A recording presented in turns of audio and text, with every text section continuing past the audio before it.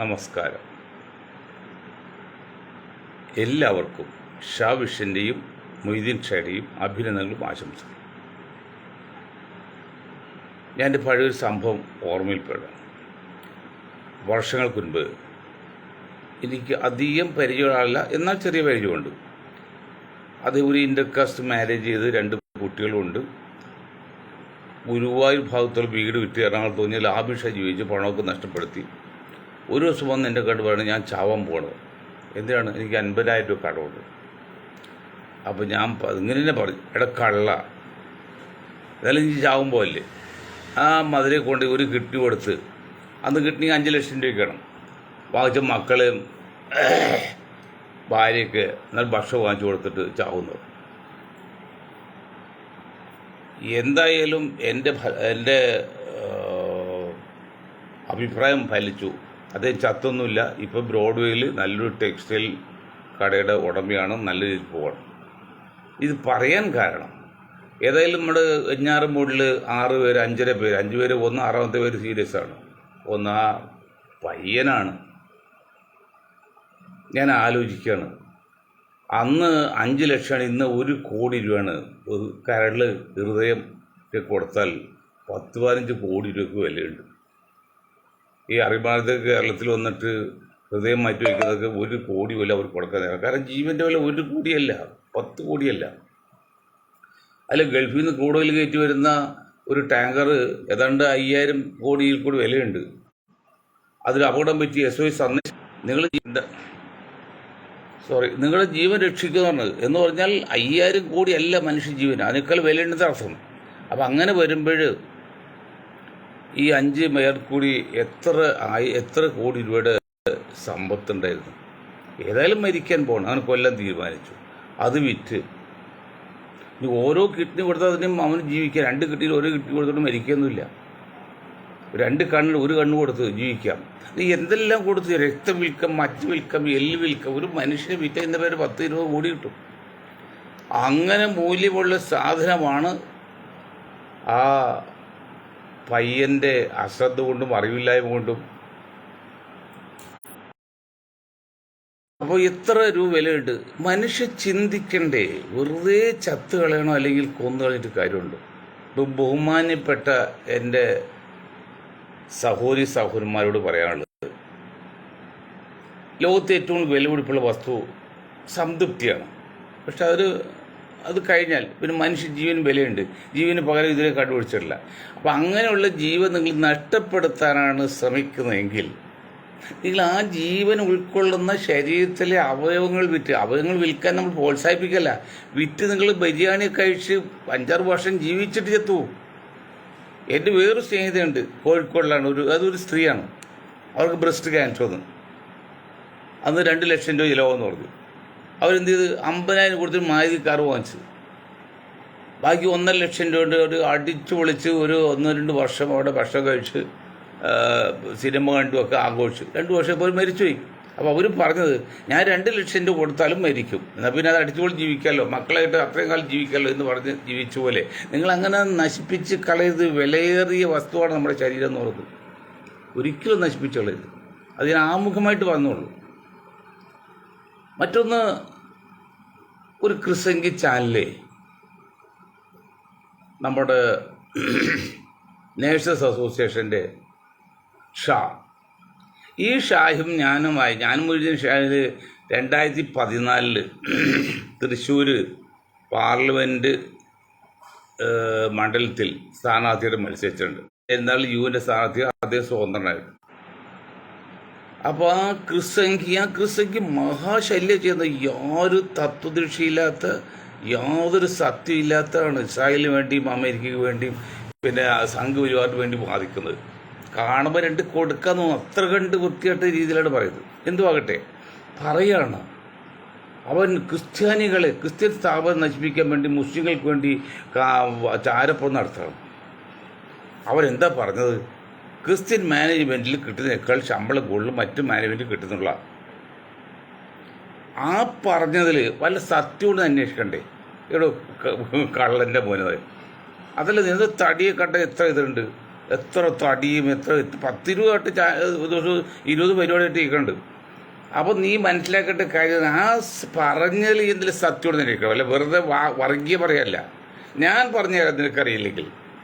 ഇവിടെ ആൾ ദൈവങ്ങളുണ്ട്, എല്ലാ ജാതികൾക്കും ആൾ ദൈവമുണ്ട്.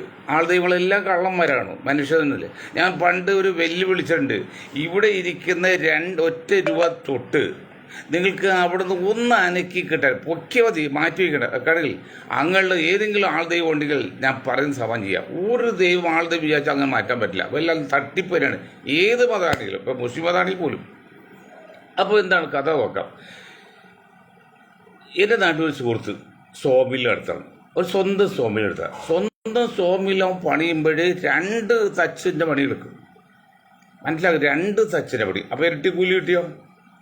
അത് ആൾ ദൈവങ്ങൾക്ക് വേണ്ടിയാൽ അവർ 4 ഇരട്ടിയെങ്കിലും കൂലി. കാരണം ആൾ ദൈവമല്ലേ, നമ്മൾ കൺമുമ്പിൽ ദൈവം നിൽക്കല്ലേ, ദൈവത്തിന് വേണ്ടിയല്ലേ 4 ഇരട്ടി ശക്തിയാണ് കൊടുക്കുന്നത്, പണിയെടുക്കുന്നത് ആത്മാർത്ഥമായിട്ട്. അതേ സമയത്ത് മറ്റുള്ളവർക്ക് കൊടുക്കാൻ്റെ പകുതി ശമ്പളം കൊടുക്കുക, ശമ്പളമല്ല ഒരു റെമ്യൂണറേഷൻ, പകുതി പ്രതിഫല കൊടുക്കുന്നുള്ളൂ. അപ്പോൾ ഏതൊരു 1:8. ഞാൻ പറയുന്ന ക്രിസ്ത്യൻകിയുടെ ആ മോനോട് പറയാണ്, തടി മാത്രം പോരാ ബുദ്ധി വേണം. അപ്പോൾ 1:8 ആണ്. അതാണ് അമൃതാനന്ദമയുടെയും സഭയിലും മറ്റ് ആശ്രമങ്ങളിലും മുസ്ലിം സ്ഥാപനങ്ങളിലൊക്കെ ഈ തൊഴിലാളികൾ പറ്റിക്കുന്നത്. അപ്പോൾ 1:8 വ്യത്യാസം ഉണ്ടെങ്കിൽ ഒരു 10,000 തൊഴിലാളികളുള്ള ഒരു സ്ഥാപനത്തിൽ എത്ര ലക്ഷം രൂപ പെർ ഡേ ലാഭം കിട്ടും ആ ഒറ്റ കാരണത്തിന് പേര്. അങ്ങനെയാണ് അവർ ചൂഷണം ചെയ്യുന്നത്. അപ്പോൾ സഭയുടെയാണ്, ഇത് അമ്മയുടെയാണ്, മറ്റു മറിച്ചേടാണ്, അത് മൗലവിയുടെയാണ്, തങ്ങളുടെയാണെന്നൊക്കെ പറഞ്ഞിട്ട് തൊഴിലാളി കൂലി കൊടുക്കില്ല. അങ്ങനെ കൊടുക്കാതെ ഇരുന്ന് സമ്പാദിക്കുന്ന സഭയാണെങ്കിലും അമ്മയാണെങ്കിലും തങ്ങളുടെ സ്ഥാപനമാണെങ്കിലും ജനങ്ങളോട് തൊഴിലാളികൾ ചെയ്ത് തട്ടിപ്പാണ്, വഞ്ചനയാണ്. എന്നാൽ ഇത് മനസ്സിലാക്കുന്ന കഴിവ് ഈ തൊഴിലാളികൾക്കുണ്ടോ? അന്ധമായ സ്നേഹം കൊണ്ട്, അന്ധമായ ഒരു ആരാധന കൊണ്ട് നമ്മൾ ഒന്നും മനസ്സിലാക്കാതെ നഷ്ടപ്പെട്ടു പോയിരിക്കുക. അതാണ് ഷാ പറഞ്ഞത്, ഇതിൻ്റെ കൂലി കുറവാണ്. സത്യമാണ്. സഭയുടെ ആശുപത്രി കൊടുക്കുന്ന കൂലിയും മറ്റ് സ്ഥലങ്ങളിൽ കൊടുക്കുന്ന കൂലി തമ്മിലായിട്ട് ഇരട്ടികൾ വ്യത്യാസമുണ്ട്. കണക്കുത്തിരിച്ചാണ്. അത് പറഞ്ഞപ്പോൾ ഈ ക്രിസ്ത്യൻകി മോൻ പറഞ്ഞറിയോ, അത് ക്രിസ്ത്യൻ സ്ഥാപനത്തെ തകർക്കാൻ വേണ്ടി മുസ്ലിം സ്ഥാപനത്തിന് കോടികൾ കൈക്കൂലി വാങ്ങിച്ചിട്ട് ചാരപ്പൊത്തിയാണ്. എടോ മനുഷ്യ, എന്തിനാടോ നിനക്കൊക്കെ ഇത്രയും വലിയ തടി തന്നത്? കുറച്ചെങ്കിലും ബുദ്ധി ഉപയോഗിക്കണ്ടേ? എത്രയൊക്കെ നീ ചെയ്താലും ഈ 10% ക്രിസ്ത്യാനിയെ കൊണ്ട് കേരളത്തിൽ നീ എന്ത് മുന്നേറ്റം ഉണ്ടാക്കുന്നതാണ്? ഇനി മുഴുവൻ ക്രിസ്ത്യാനിയും അല്ലെങ്കിൽ മുഴുവൻ നായരും അല്ലെങ്കിൽ മുഴുവൻ ഹിന്ദുക്കളും ഒന്നായി വയ്ക്കട്ടെ. നിന്റെ ശ്രമം അതാണല്ലോ. അതാണല്ലോ അമേരിക്ക ശ്രമിക്കുന്നത്, അല്ലെങ്കിൽ ഇസ്രായേൽ ശ്രമിക്കുന്നത്, മൊസാദിൻ്റെ പ്രവർത്തനം. ക്രിസ്ത്യൻകി മാത്രമല്ല, മറ്റേ കാസയൊക്കെ. എത്ര വോട്ടുണ്ട്? മൊത്തം 20% വോട്ടിലുള്ളൂ. നിങ്ങൾ മുഴുവൻ ഒന്നായി ആയിരിക്കും. ഇപ്പോൾ 20% വോട്ട് ഭരിക്കാൻ പറ്റും, ബാക്കി 80% പുറത്ത് കിടക്കല്ലേ. അതൊന്നും വിലപ്പോകില്ല സാർ. അതൊക്കെ ഈ മണ്ടന്മാരായ തീവ്രവാദികളെ ഭീകരവാദികളെ ഈ പഴയ കാക്കന്മാരും അവരുടെ തലമുറയുണ്ട്. അതല്ലേ വല്ലവൻ്റെ കയ്യിൽ നിന്ന് പൈസ വാങ്ങിയിട്ട് കൊച്ചിനെ തലയിൽ ഇരുത്തിക്കൊണ്ട് ആ കൊച്ചുകൂടെ മുദ്രാവാക്യം വിളിപ്പിച്ചു പോയി അതിൻ്റെ ഭവിഷ്യത്ത് അറിയാമെന്നോ? അറിയാമായി നിങ്ങൾ ചെയ്യോ? അതിന് ബോധമില്ല, ബുദ്ധിയില്ല. മുസ്ലിം എന്ന് പേരുള്ളൂ. പക്ഷെ അങ്ങനെ നിങ്ങൾ കാണുന്നത് അണ്ടർ എസ്റ്റിമേറ്റ് ചെയ്ത് അങ്ങനെയുള്ള മുസ്ലിങ്ങളെയാണ്. പക്ഷെ അങ്ങനെയുള്ള മുസ്ലിം അല്ല. ഇവിടെ ഹാജി മൊയ്തീൻ ഷാനെ പോലുള്ള യുക്തഭദ്രമായ രീതിയിലും ചിന്തിക്കുന്ന രാജ്യസ്നേഹികളുണ്ട്, ദേശസ്നേഹികളുണ്ട്, മനുഷ്യസ്നേഹികളുണ്ട്, സർവ്വസ്നേഹികളുണ്ട്. അവരെ കൂടി കണ്ടുകൊണ്ട് നിങ്ങൾ വിലയിരുത്താൻ, അല്ല നിങ്ങൾ ആ തീവ്രവാദ പിള്ളേരെ കണ്ടുകൊണ്ട് ആ മണ്ടന്മാർ, അതാണ് മുസ്ലിം സമുദായത്തെ ചിന്തിച്ചാൽ നിങ്ങൾ തെറ്റുപറ്റും, നിങ്ങൾ കണക്കു തെറ്റും. അപ്പോൾ തൊഴിലാളികൾക്ക് ശമ്പളം കൊടുക്കുന്നില്ല എന്നൊരു പരാതിയാണെങ്കിൽ അത് നമ്മൾ അന്വേഷിക്കണം. ഞാൻ ഇപ്പോൾ കണക്ക് പറഞ്ഞ് മനസ്സിലായില്ലേ? മാതാമതമയിൽ കൊടുക്കുന്നത് അതിൻ്റെ വ്യത്യാസം 1:8 അതിൻ്റെ സഭയിലും തങ്ങൾ കണ്ടു. അതുകൊണ്ട് അതിൻ്റെ പേരിൽ അത് ചതിവാണ് അല്ലെങ്കിൽ വഞ്ചിയാണ് എന്ന് വിചാരിക്കുന്നത് തെറ്റാണ്. അതല്ല സത്യം. നിങ്ങൾ എത്രയൊക്കെ കുതി കൊത്തി വെച്ചാൽ, എത്ര വർഗീയത പുലമ്പിയാലും കേരളത്തിൽ നിങ്ങൾ അത്ര ഈസിയായിട്ട് തെറ്റാൻ പോലെ ആകെ നോക്കടോ. 15% കൊള്ളത് പാട്ടത്തിൽ മലവെള്ളം വരണം. ആ 15% ലിറ്റർ വെള്ളം അതിൽ കൊള്ളുള്ളൂ. മനസ്സിലാക്കണം. എത്ര മലവെള്ളം ഒഴുകി വന്നാലും 15 ലിറ്റർ കൊള്ളുന്ന ഒരു പാത്രത്തിൽ അത് മുതൽ ബാക്കി പുറത്തേക്ക് പോകും. അപ്പോൾ നിങ്ങൾ എത്രയൊക്കെ ഒരുമിച്ച് ഈ 19-20% ഉള്ളൂ. ആ 20% കാര്യം ബാക്കി ഇവിടെ 100 ആൾക്കാരുണ്ട്, അതായത് 40% അപ്പുറത്തുണ്ട്. അതേക്കുറിച്ച് മിണ്ടാൻ ആരുമില്ല. ഇന്നൊരു ചാനൽ പറയുന്നത് എനിക്ക് മനസ്സിലാകുന്ന ഇവരൊക്കെ എവിടെയും കൊണ്ട് ചിന്തിക്കുന്നത്, ആശയം കൊണ്ടാണ് ചിന്തിക്കുന്നത്. അതായത് ശശി തരൂർ ഇത്രപ്പെടുത്ത് പിടക്കാന്നുള്ള ഒരു MP സ്ഥാനം കിട്ടിയില്ല, ഒന്നുമില്ലാതെ ശശി തരൂരിന് 3 ടേമിൽ MP സ്ഥാനം കിട്ടി രാജകീയമായിട്ട് റോയൽ രീതിയിൽ ജീവിച്ച് പേരും പെരുമേണ്ടവില്ലേ. ഇനി നിങ്ങൾക്ക് മുഖ്യമന്ത്രിയാണോ? എന്നാൽ ഞാൻ കേന്ദ്ര ഭരണത്തിലില്ല. അപ്പം അങ്ങനെ ഒരു വക്രബുദ്ധി ഒന്നും എടുക്കരുത് ശശി തരൂര്. എന്നിട്ട് ഇന്നൊരു ചാനൽ പറയണം ശശി തരൂരിനെ KPC പ്രസിഡന്റാക്ക്. പ്രശ്നം തോന്നില്ലേ? അപ്പോൾ KPC പ്രസിഡന്റ്, പ്രതിപക്ഷ നേതാവ്, മുഖ്യമന്ത്രി സ്ഥാനത്ത് എല്ലാം ഈ 10% നായർ തന്നെ വേണമെന്നാണ് ഈ കുബുദ്ധികൾ പറയുന്നത്. അപ്പോൾ ബാക്കി 90% വേണ്ടേ? ഇത് ചിന്തിക്കാരുമില്ലേ? ഇനി കോൺഗ്രസ് കാര്യം പറയാം.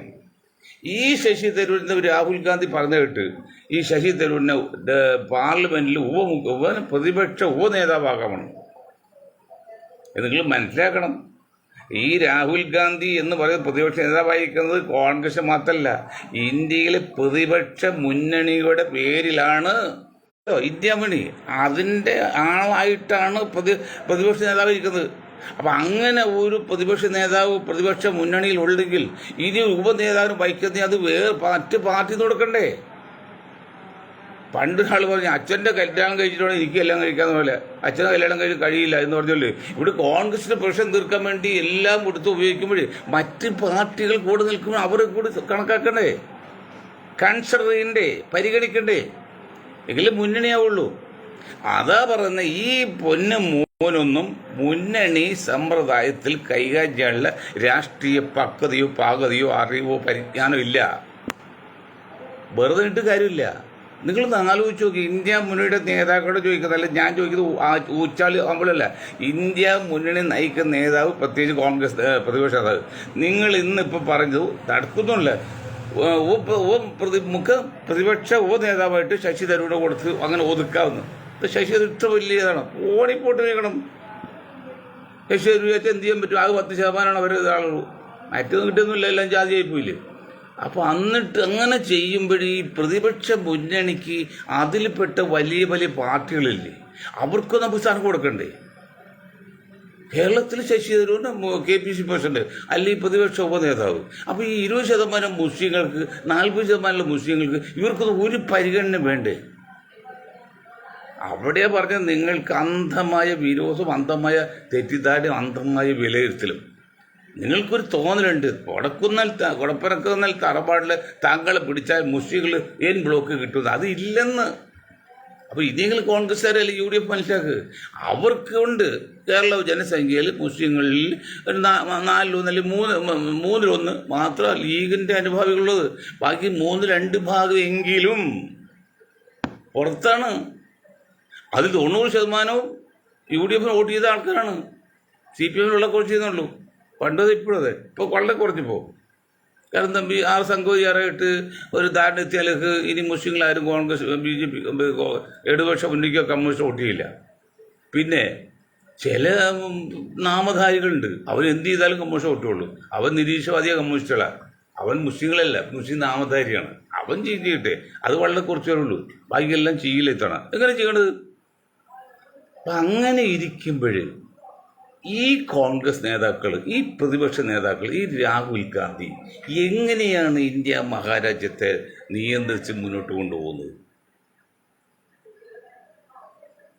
ഇത് കോൺഗ്രസ്സിന് ഇന്ന് രാഹുൽ ഗാന്ധിക്ക് കഴിവുണ്ടായിരുന്നെങ്കിൽ കേരളത്തിൽ നിങ്ങൾ രാഹുൽ ഗാന്ധി നമ്മുടെ ഉമ്മൻചാണ്ടിക്ക് എതിരെയല്ല, ഉമ്മൻചാണ്ടിക്ക് ചെറിയ രീതിയിൽ ബാധിക്കുമെന്ന് തോന്നിയ ഒരു വിഷയം പറഞ്ഞ് ആ ഉമ്മൻചാണ്ടി പോലും പറഞ്ഞറിയോ, ഞാനും ഗ്രൂപ്പും BJP സപ്പോർട്ട് രജിസ്റ്റർ പറഞ്ഞത്. അതാണ് രാഹുൽ ഗാന്ധി ഇരുന്നു പോയി, പിന്നെ മിണ്ടാൻ പറ്റില്ല.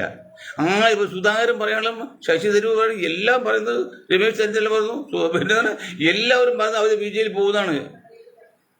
അപ്പോൾ ഇവർക്ക് ഇത്രേ ഉള്ളൂ, ഒരു സ്ഥാനം കിട്ടില്ല ഉടനെ BJP പോകുന്നു പറഞ്ഞാൽ ഇവരൊക്കെ KPC പ്രസിഡന്റായിട്ട് വെച്ചാൽ എങ്ങനെ ഈ രാജ്യം മുന്നോട്ട് പോകും? എങ്ങനെ ഇന്ത്യ മഹാരാജ്യം ഈ BJPയിൽ നിന്ന് രക്ഷപ്പെടാം?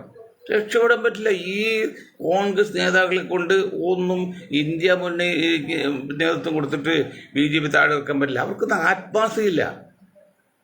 ഇപ്പം KC വേണുഗോപാൽ, അവർക്ക് എന്ത് താല്പര്യം കോൺഗ്രസിനുള്ളത്? എന്ത് കഴിവ് പാർട്ടിയിലുള്ളത്? ഞങ്ങൾ പറഞ്ഞല്ലോ, എത്ര മഹാരഥന്മാരിരുന്ന ഒരു സംഘടനയും ഭാരവാഹിത്വമാണ് AICC. മുസ്ലിം ലീഡേഴ്സിൻ്റെ കാര്യം പറഞ്ഞത് 20% മുസ്ലിം സമുദായത്തിൽ എത്ര ഉന്നതരായ നേതാക്കളുണ്ടായതാണ് ഈ AICC ഡൽഹിയിൽ. പക്ഷെ ഇന്നിപ്പോൾ അതുകൊണ്ടോ ഈ കത്തോലിക്ക കോൺഗ്രസും ഈ ആന്റണിയും അവിടെ ചെന്നതിന് ശേഷം ഈ പിന്നെ ഇന്ത്യൻ യൂണിയൻ മലപ്പുറം ലീഗ് വന്ന ശേഷമല്ലോ മുസ്ലിം സമുദായത്തെ തൊടിയിക്കുന്നില്ല. ഞാൻ വേറൊരു കാര്യം കൂടി പറയാം. റിസർവേഷൻ ഇല്ലെങ്കിൽ ഇപ്പം ഏതാണ്ട് ഇന്ത്യയിൽ ദളിത് സമുദായം മുസ്ലിം സമുദായം ഏതാണ്ട് ഇപ്പോൾ തുല്യമാണ്. ആ തുല്യമായിട്ട് 117 MP ദളിത് സമുദായത്തിൽ ഇന്ത്യൻ പാർലമെന്റിലുണ്ട്. അതേ ജനസംഖ്യയിൽ മുസ്ലിങ്ങളിൽ നിന്ന് 12-13 പേരായിട്ടേ ഉള്ളൂ. 20 പേര് പോലും ഇല്ലെന്ന് നോക്കണം. അതിൻ്റെ കാരണം അംബേദ്കർ ഉണ്ടാക്കിയ എന്താണ് സംവരണമുള്ളതുകൊണ്ടാ. ഈ സംവരണം ഇല്ലായിരുന്നു എങ്കിൽ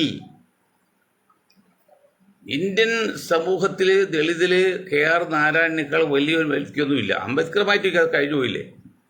ആ KR നാരായണൻ വിശ്വപൗരനാണ്. ഇസ്രാർ ബൂട്ടെ പോലെ വിശ്വപൗരത്വമുള്ളതാണ്.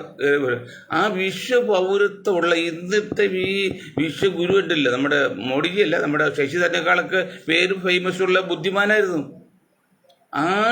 അങ്ങനെയുള്ള KR നാരായണൻ അവർ ഇന്ത്യയിലെ ഏറ്റവും വലിയ ജനാധിപത്യ പാർട്ടി, ഏറ്റവും വലിയ സോഷ്യലിസ്റ്റ് പാർട്ടി, മധുര പാർട്ടി ഇന്ത്യൻ നാഷണൽ കോൺഗ്രസിൽ നിന്നിട്ട് കൂടി പാർലമെന്റിലേക്ക് വിടാൻ പറ്റിയത് ഒറ്റപ്പാൽ റിസർവേഷൻ സീറ്റാണ്.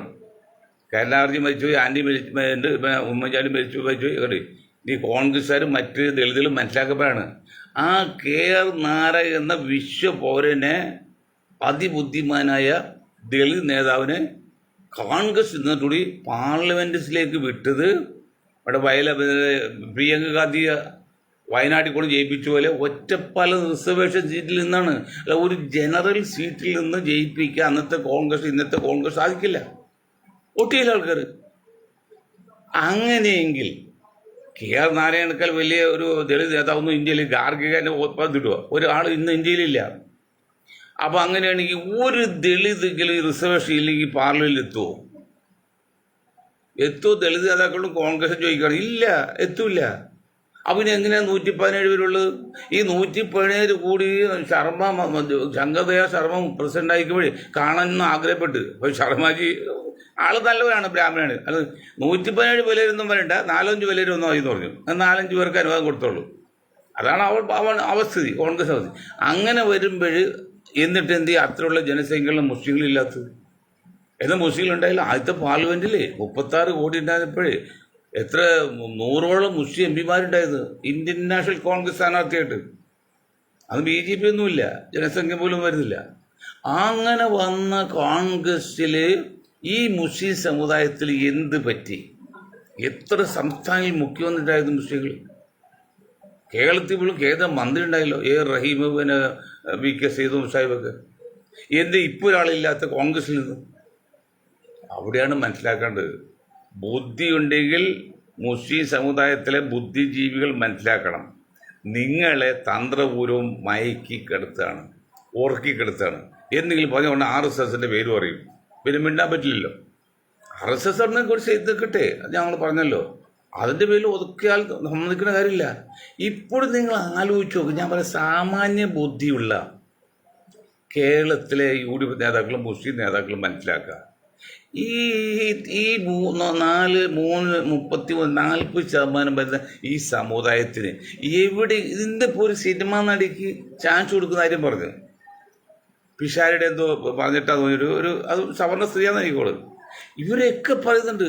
അപ്പോഴും ആകെ കൂടി വരാൻ സാധ്യത ഉണ്ടായിരുന്നാണ് ഇയാൾ സിദ്ദീഖ് അല്പം കയ്യിലിപ്പോൾ മോശമാണെങ്കിൽ ആ സിദ്ദീഖ് ഒരു ചാൻസ് കിട്ടുന്നപ്പോൾ പെണ്ണ് കേസ് കൊണ്ടിട്ട് അയാൾ തകർത്തു. ഇസ്ഡാർ അൻസാരിയെ പെണ്ണ് കേസ് ഇട്ട് തകർത്തു, അയാൾ മരിച്ചുപോയി. അങ്ങനെ ഏതെങ്കിലും കഴിവുള്ള ഒരു നേതാവ് വന്നാൽ ഉടനെ അവനെ വരുത്താതിരിക്കാനുള്ള പണി നോക്കും.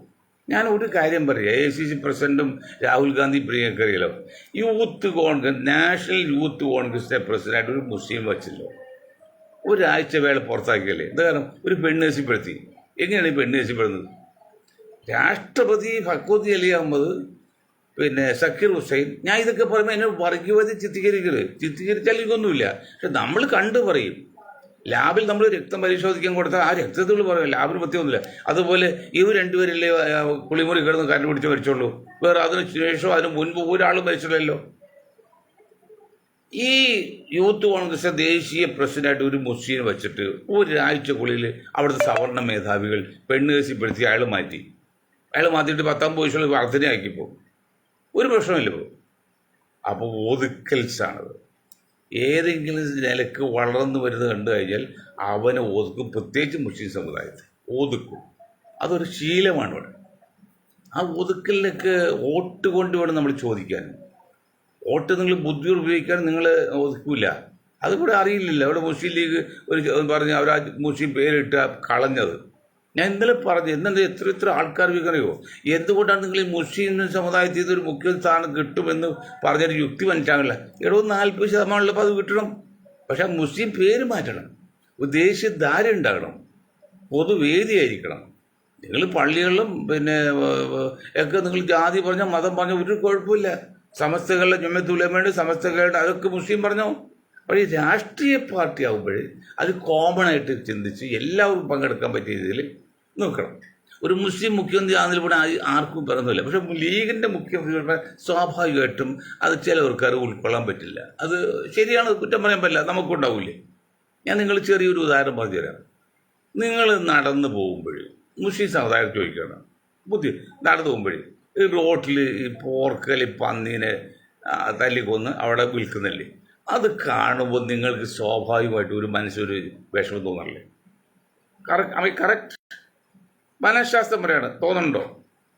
പക്ഷെ അതേ സ്ഥാനത്ത് ഹിന്ദു സമുദായം പറയാണ്, ഈ പശുവിനെയൊക്കെ അറുത്ത് നിങ്ങൾ പരസ്യമാക്കിയിട്ടില്ല, ഒരു തുണി വെച്ച് മറക്കുക എന്ന് പറയുമ്പോൾ അവിടെ എന്താണ് നിങ്ങൾ വികാരം കൊള്ളുന്നത്? നിങ്ങൾക്ക് അവിടെ ഇതുണ്ടെങ്കിൽ അതുപോലെ ഇവർക്കും തോന്നില്ല, അവർക്ക് ഇഷ്ടപ്പെടാൻ സാധനമല്ലേ. അപ്പോൾ അവരെന്താ പറഞ്ഞത്? നിങ്ങൾ ഒരു ടർപ്പോളിട്ട് മറക്ക്, ഇത് കൊടുത്തോ തിന്നോ കുഴപ്പമില്ല. അങ്ങനത്തെ കാര്യങ്ങൾക്ക് ജാതി വന്ന് നോക്കുക. നമ്മൾ എല്ലാവരും ഒപ്പം നിർത്തി മനസ്സിലാക്കണം, അവരുടെ ബുദ്ധിമുട്ട് മനസ്സിലാക്കണം. If I were you I will marry എന്ന് മിറാൻഡയുടെ അച്ഛൻ പറഞ്ഞ പോലെ നിങ്ങളുടെ സ്ഥാനത്ത് ഞാൻ ചിന്തിക്കണം, അല്ല എൻ്റെ സ്ഥാനത്ത് ചിന്തിക്കല്ല. നിന്നെ ഇഷ്ടമാണ് എന്നെ ഇഷ്ടം, എൻ്റെ ഇഷ്ടമല്ല നിൻ്റെ ഇഷ്ടം. അപ്പോൾ നമ്മളൊരു കാര്യം ചെയ്യുമ്പോൾ എൻ്റെ എതിർ സ്ഥാനാർത്ഥി, എതിർ കക്ഷി, എതിർ ഗ്രൂപ്പിൽ അത് ഇഷ്ടപ്പെടുന്നു നോക്കുമ്പോൾ അത് നമ്മൾ ആദ്യം ചിന്തിക്കണം. അവനത് ഇഷ്ടപ്പെടില്ല തോന്നിയാൽ നമ്മളെ സപ്പോർട്ട് ചെയ്യണം, നമ്മൾ ചെയ്യരുത്. അതാണ് മനുഷ്യത്വം. അപ്പോൾ ഞാൻ പറഞ്ഞതാണ്, ഏതെങ്കിലും രീതിയിൽ മുസ്ലിം സമുദായത്തിന് ലീഗിൻ്റെ പേരിലാകുമ്പോൾ അവർക്കൊരു ബുദ്ധിമുട്ട് തോന്നും. കുറ്റം വിട്ട് കാര്യമില്ല. അവർക്കറിയാം മുസ്ലിം ലീഗ് നേതാക്കൾ വർഗീയവാദികൾ കുഴപ്പക്കാരല്ല, അവർക്ക് കിട്ടാൻ അർഹതയുള്ള പകുതി പോലും ആനുകൂല്യം കിട്ടുന്നില്ല, ഇതൊക്കെ അറിയാം. എങ്കിലും അവർ ദേശീയധാര കിട്ട് ഇന്ത്യൻ യൂണിയൻ മൈനോറിറ്റി ലീഗെന്നോ അത് ജനതാദളും അതുപോലെ പാർട്ടി ഇടാണെങ്കിൽ ഇപ്പോൾ കേരള കോൺഗ്രസ് ഒരു ജാതി പാർട്ടി തന്നെയാണ്, ക്രിസ്ത്യൻ്റെ പാർട്ടി തന്നെയാണ്. എങ്കിലും അതിലൊരു ബുദ്ധിമുട്ടൊന്നുമില്ല. എന്നിട്ട് പോലും മാണിയെ മുഖ്യ സ്ഥാനം കൊടുത്തില്ല. അങ്ങനെയൊക്കെ പുഷ് ചെയ്ത് പേരിട്ടാലോ? ഇതൊക്കെയാണ് മനസ്സിലാക്കേണ്ടത്. അപ്പോൾ കോൺഗ്രസ്സുകാർ മനസ്സിലാക്കേണ്ട കാര്യം, രാഹുൽ ഗാന്ധി മനസ്സിലാക്കേണ്ട കാര്യം, പ്രതിപക്ഷ ഉപനേതാവായിട്ട് നിങ്ങൾ ശശി തരൂരിന് കൊടുത്ത് ഒതുക്കുമ്പോൾ ഇത് മുന്നണിയല്ലേ, പാർട്ടികളിലല്ലേ ഇന്ത്യ മുന്നണി. ആ മുന്നണിയിൽ ഏറ്റവും കൂടുതൽ സീറ്റുള്ള അടുത്ത കക്ഷികൾ ഉപനേതാവ് കൊടുക്കേണ്ടത്. ഇത് നിങ്ങൾ ആങ്ങളെയും പെങ്ങളും അമ്മയും കൂടി എടുത്താൽ മതിയോ? സോണിയാഗാന്ധി കൊണ്ടുവന്ന് രാജ്യസഭയിലിട്ട്, പ്രിയങ്ക കൊണ്ടുവന്ന് പാർലമെൻറ്റ്, രാഹുലിന് പാർലമെൻറ്റ്. അപ്പോൾ നിങ്ങൾ കുടുംബത്തിൽ കിട്ടിയാൽ മതിയോ? ഇത് ചോദ്യം ചെയ്യാൻ ഒരൊറ്റ നട്ടലുള്ള കോൺഗ്രസ് ഇന്ത്യയില്ലാതെ പോയില്ലോ. നമ്മൾ കഴിവേണ്ടി വന്നോട്ടെ. ഇപ്പോൾ CH മുഹമ്മദ് മരണത്തിന് ശേഷമാണ് നമ്മുടെ മുനീർ രാഷ്ട്രീയത്തിൽ വന്നത്. ഒരിക്കലും മുഹമ്മദ് കോയ മരിക്കുമെന്നും വരെ വന്നിട്ടില്ല. പക്ഷെ അതൊരു പോരായ്മയുണ്ട്, അത് ബുദ്ധിയായിട്ട് ഞാൻ കണക്കാക്കുന്നില്ല. അങ്ങനെ മുഹമ്മദ് കോയയുടെ മകനെ കൊണ്ട് ആകെ കൂടി ചെറുപ്പത്തിലെ രാഷ്ട്രീയം കൊണ്ടിരുന്നത്, ആ ചെറുപ്പത്തിലെ രാഷ്ട്രീയത്തിൽ വന്നുള്ള പരിചയമില്ലാത്തതിൻ്റെ ആ കുഴപ്പം മുനീറിനുണ്ട്. ഇപ്പം പിന്നെ ആൾ ആവശ്യനായി, ഇതാ കണ്ട് പരസഹായിൽ നടക്കാൻ പറ്റില്ല, ഇനിയിപ്പോൾ എന്തുണ്ടാക്കാനാണ്? അപ്പോൾ ആൾ വരുന്നത് ചെറുപ്പത്തിലേ വളർത്തി പെട്ടെന്ന് കൊടുക്കല്ല. അങ്ങനെയാണ് ചെയ്യേണ്ടതെന്ന് നിങ്ങൾ മനസ്സിലാക്കിയില്ലെങ്കിൽ ഇന്ത്യയെ സംബന്ധിച്ച് വളരെ അപകടമാണ്, വളരെ ദുർഘടമാണ്, വളരെ പ്രശ്നമാണ്. അത് ഞാൻ വീണ്ടും നിങ്ങളൊരു കാര്യം പറയുകയാണ്, ഏത് ഇന്ത്യ മുന്നണിയോട്. ഞാൻ പറഞ്ഞല്ല, ഞാൻ കഴിഞ്ഞ സംഭവം പറഞ്ഞുകൊണ്ട് നമ്മുടെ ജയപ്രകാശ് നാരായൺജി അദ്ദേഹം പറഞ്ഞ 2 പോയി ഞാൻ വീണ്ടും കോൺഗ്രസ് നേതാക്കളോട് പറയണം, കേരളത്തിൽ ഉൾപ്പെടെ നേതാക്കളോട്. എന്താണ് അദ്ദേഹം പറഞ്ഞത്? ഞാനിതിൽ ഒരു സ്ഥാനവും വഹിക്കില്ല, ഞാൻ മുന്നിൽ നിൽക്കും പ്രവർത്തിക്കാൻ, പക്ഷെ സ്ഥാനം ഏൽക്കില്ല. മറ്റൊന്ന്, കോൺഗ്രസ് അല്ലാതെ എല്ലാവരും ഇതിൽ ഉണ്ടാകണമല്ലോ, ഉറപ്പിച്ച് പറയാണ്. അപ്പോൾ ഇവിടെ എന്താ പറയുന്നത്, BJP ഒഴിച്ച് ബാക്കി എല്ലാവരും ഇതിൽ വേണം, അങ്ങനെ നിർത്തണം. പിന്നെ ഇത് മുന്നിട്ട് നിൽക്കുന്ന ഒരു നേതാവ് ഉണ്ടെങ്കിൽ ആ നേതാവ് ഒരു ഭാരവാഹിത്വം ഏൽക്കരുത്. ഇതിങ്ങനെ പ്രിയങ്ക വന്ന്, രാഹുൽ വന്ന്, പിന്നെ ഗാർഗി വന്ന്, 3 പേര് സ്ഥാനമേറ്റ്, സോണിയാഗാന്ധി മാറ്റിയത്. അപ്പോൾ ഇനി ആരും ഒരു തർക്കമുണ്ടെങ്കിൽ മാറ്റി നിർത്താൻ നിഷ്പക്ഷമായിട്ടാണല്ലേ. അന്ന് ജയപ്രകാശ് നാരായൺ കളിച്ച കളി നിങ്ങൾക്ക് എന്തെങ്കിലും മനസ്സിലാകുന്നില്ല. അദ്ദേഹം പറഞ്ഞതാണ്, ഞാൻ ഒരു സ്ഥാനം വഹിക്കില്ല, എനിക്ക് അങ്ങനെ യാതൊരു താല്പര്യവുമില്ല.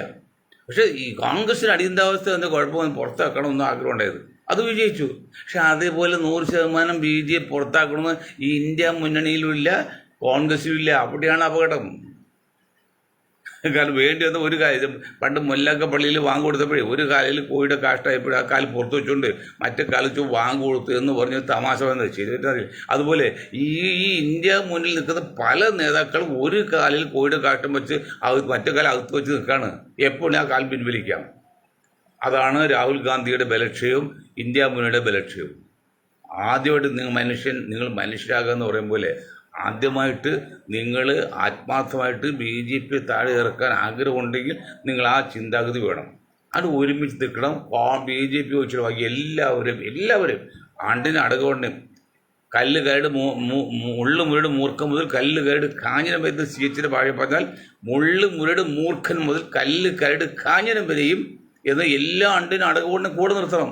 അവരുടെ കപ്പാസിറ്റി അനുസരിച്ച് വീതിച്ചു കൊടുത്തോളം സീറ്റ്.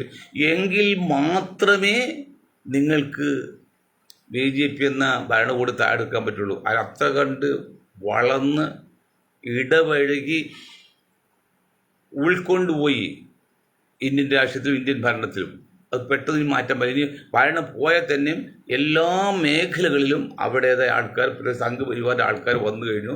അവരെല്ലാ തലപ്പത്തും അവർ ഉദ്യോഗസ്ഥന്മാരെ മാറ്റാൻ പറ്റില്ലല്ലോ, വന്നു കഴിഞ്ഞു.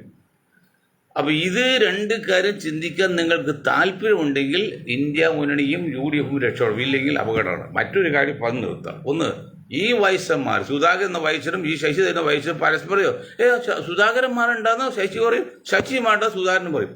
ഈ കൊല്ലത്തിപ്പണി ഇപ്പോൾ ഒന്നായതുപോലെ സുധാകരൻ മാറ്റുണ്ടാകും, ശശി പറയും, ശശി വേണമെന്ന് സുധാകരൻ പറയും. ഇതൊക്കെ ഒരു കള്ളക്കളിയാണ്, ആത്മാർത്ഥമായിട്ടില്ല.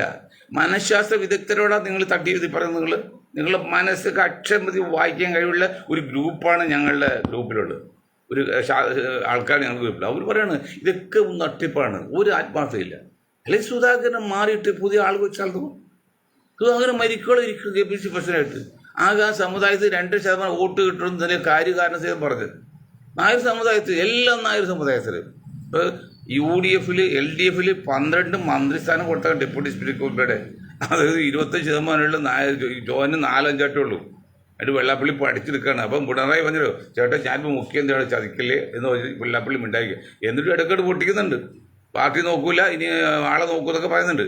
അപ്പോൾ ഒരു കാര്യം മനസ്സിലായി, ഇതൊന്നും മനസ്സിലാക്കാൻ കോൺഗ്രസ് നേതാക്കൾക്കോ UDF നേതാക്കൾക്കോ മുസ്ലിം ലീഗ് നേതാക്കൾക്കോ കഴിവില്ലെന്ന് തെളിയിച്ചു കഴിഞ്ഞാൽ ഈ മുന്നണിയുടെയും പ്രതിപക്ഷത്തിൻ്റെയും അവസ്ഥ വളരെ കഷ്ടമാണെന്ന് പറഞ്ഞുകൊണ്ട് ഞാൻ എൻ്റെ വാക്കുകൾ നിർത്താൻ നിങ്ങൾ ഒരായിരുന്നതും ജയിക്കുന്നു.